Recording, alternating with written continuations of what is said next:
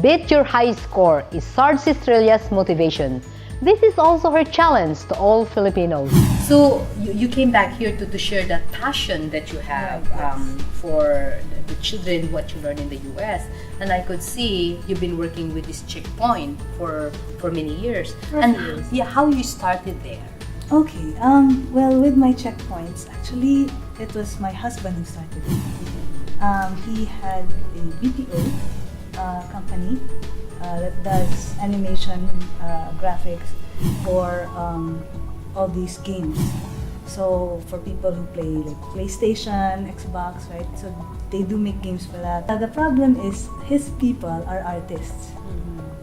So, but their clients needed to know how much they were doing using an Excel sheet. So the artist had to actually fill in the Excel sheet with numbers. Now the problem is, if you're an artist, you don't really want to deal with numbers. You don't want to look at that spreadsheet. It's very counter to your nature. So what he did was he tried to make it like a game for them. So he would encourage them, he would post like billboards with racetracks he was leading, and then you would see people gathering around the billboards and teasing each other. Hey, I'm number one. Hey, I beat you today. So that motivates them. That motivated them. And on top of that, what he did was, for people who were doing really well, he would give them prizes like Jollibee, Starbucks, right? And we know that a lot of kids now, fresh grads, they would always buy Starbucks. Yes. Right? So he would give those. And then even better, for people who weren't doing well but suddenly started to do very well, so the ones that are most improved, he would give them things like PlayStations, right? PlayStations. So imagine before you weren't doing so well and suddenly you were at the top of your game, right? So suddenly more people were performing better. And what happened was, so they would have a project. And before, and actually in the whole industry, it's very tight to meet a deadline for the game companies.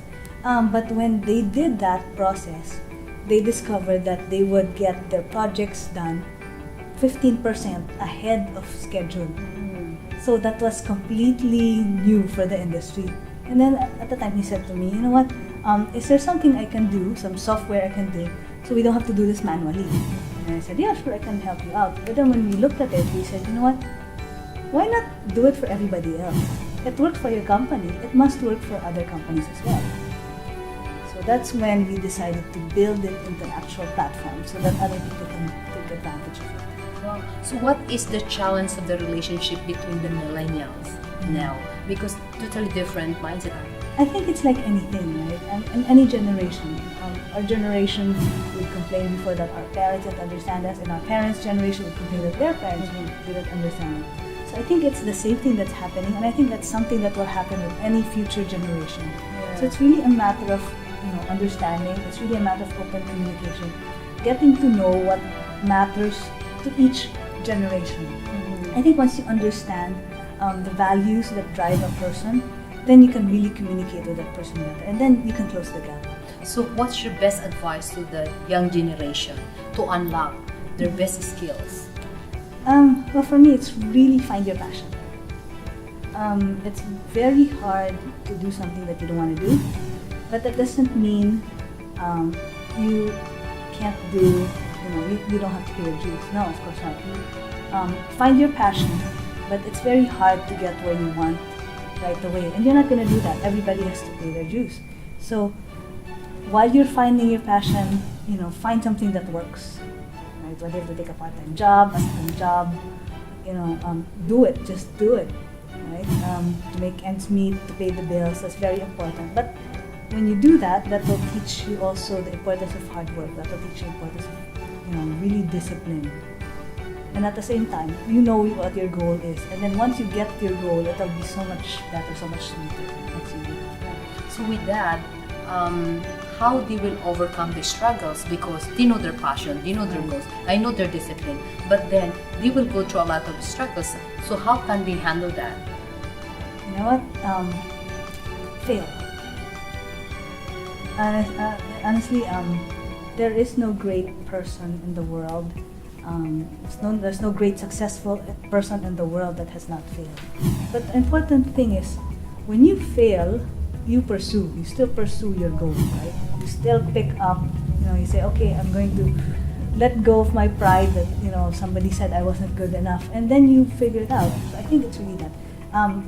It's okay to fail. You try and keep failing, because every single failure that you have will teach you something very important, and then that will get you to where you want to be. So because of that, where do you see Philippines going? Wow, Philippines. I think we're doing well. I think the only thing we need to do is keep doing what the businesses are doing. It's really about more businesses coming in. The business can drive the economy. The people can drive the economy, right? So I think it's really gonna go to some places. So what's your best advice to the millennials or the future leaders in order to make Philippines first world? In order to make Philippines first world, just really pursue your dream, pursue your passion. In spite of anything, in spite of everything, the world will kick you down. Right? Everybody will kick you down. You'll encounter a lot of obstacles. You'll fail a lot on the way, but you just have to really, really work at it. Really put in time and hard work. Well, all right, thank you, Sarj. Yes. Thank you. Yeah. Every success has its struggles. Every dream has its trials and tests.